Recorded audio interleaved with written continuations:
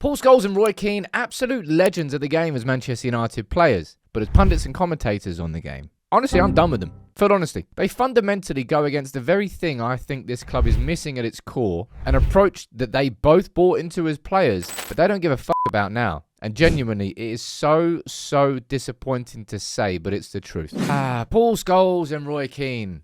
Legends of the game as far as our club is concerned. I spoke about what Butt and Scholes said last week. I'm following up on it because it's kind of only got worse, if I'm being honest. And this needs to be... I'm genuinely disappointed that I feel like I got to do this video. But it is a massive problem at this club. And this isn't like... Oh, this isn't something that's come out over the last week or so. I did this video 10 months ago. One of the productions videos. The uncomfortable truth about Manchester United's legends. Speaking about Neville, speaking about Keane, speaking about Scholes, speaking about what they said, how they projected themselves in the media, and how they influenced players. Now we're following up on that. And I can't believe I'm doing this about two players that I loved watching as United legends more than most. But it has to be said. All right? I covered it last week. Those mockery comments from Scholes, from Butt on Martinez ahead of the derby. Childish. Playground behaviour. Not punditry. Not anything geared towards anything constructive. Just a point and laugh. The sort of thing you would expect on TalkSport from Gabby Bonahor. But instead, it's two academy graduates who have been at the club and know how powerful it is when you close the doors and it's that siege mentality. But instead, it's friendly fire from within. What happened? Haaland got taken off. And yeah, that's a photo of me mocking Haaland. And no, I'm not going to apologise for that. Because he's a rival. That's what you do to rivals. It's all part of the football game. But instead, you see Scholes, you see Butt doing it to the team they are supposed to be supporters of. Rio Ferdinand after the game, calling for apologies. Patrice Evra coming out in support of Lisandro Martinez. And Lisandro Martinez himself speaking to the mix zone after the game, saying, look, I don't really care what anyone says, but come and say it to my face. And that's an important line there that I highlighted. I respect the relations when they want to help the club. I just can't look at Keane, at Scholes, at Butt. I think that they really want to help the club anymore. I don't think they're actively going against it, but I do not think they have the best interests of Manchester United at heart anymore. And this is what annoyed me even more. After the game, after those comments, after that performance from Lisandro Martinez, after Haaland getting hooked off because he didn't score against Martinez for the 6th out of 7 times he's played against him, Scholes is just sarky. Someone's had a good game. I'll come round, have tea, no sugars. Haha, jest. Instead of apologising, saying, look, you know what? Probably went a bit overboard there. Fair play, Martinez. You proved me wrong. Excellent performance. Humble pie. No, it's just been a bit of a bellend. He's doubling down. That is in the exact same category. I'm going to speak about that next, but that's in the exact same category as what Tim Sherwood did with Šeško when he was slagging him off, said he's not fit to wear the shirt. Then he goes and scores 2, and he just doubles down on it. Doesn't go, you know what, he's proven me wrong. That was a fantastic performance there. No. He's still being a complete dick to him.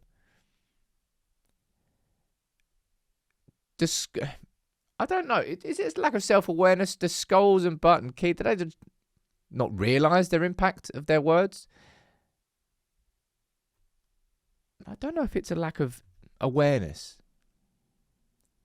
But I'm just so tired that these United players and just this football club needs to keep taking punches from players who have had their whole careers at the club. Players like Scholes and Butt, who came through the academy.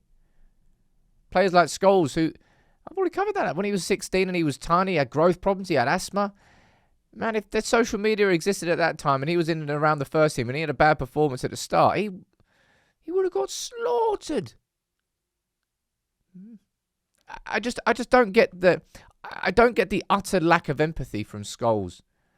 And also the utter lack of humility. And just these problems, these players are just problems. I can believe it more from Roy Keane than I can from Scholes and Butt. It's kind of who Roy Keane is.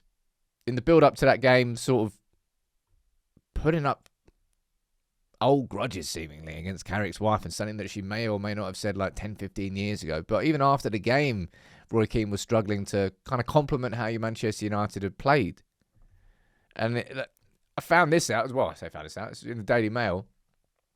This is what I mean about, like, Sky Sports. You know what's good for them? You know what'll be really good, lads. You know what'll be really good for it. Let's try and get Keane to speak to Carrick. Yeah, that would be great entertainment. Oh, yeah, it might even ruffle a few feathers. Yeah, because that's all they care about. They have the best interests of Manchester United and not the best interests of Sky Sports or any of them. Rio Ferdinand, speaking about it here, and sort of like, this was about Roy Keane's comments on Fergie being a bad smell, quote. And he stood up in defence of him. Now, I actually want to pull up a photo of Ian Wright here. It was mentioned to me by Nick, who's part of the team. He was saying it's just such a shame that you don't see United players standing in defence, former United players standing in defence of the current United players in the way that Ian Wright does with Arsenal. If criticism comes out of Ian Wright's mouth, it's not made in a mockery. It's coming from a point of giving a fuck about Arsenal and actually empathising with the situation that the current... There's just a complete lack of empathy, a complete lack of humility. And even just when they get things wrong, it's about doubling down on them rather than stepping back and going, you know what, maybe I overstepped the mark there. These former players are just not helping, and if anything, are actively hurting Manchester United's chances of getting back to the top. And I find it so strange that they are happy to do that. And I'm just... That's why I titled the video, man. I'm like genuinely disappointed.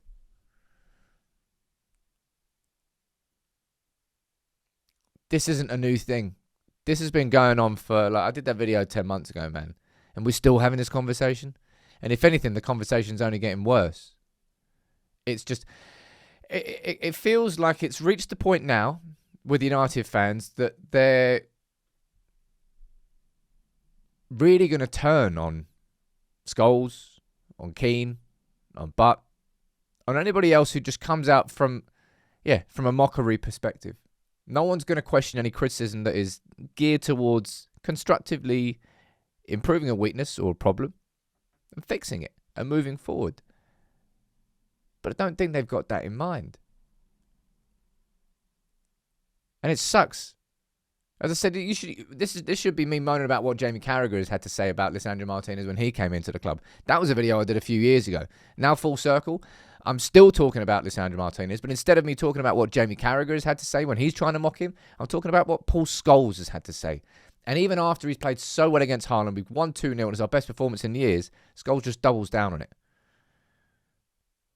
Man, I'm not angry, I'm just disappointed. It's like being back at school.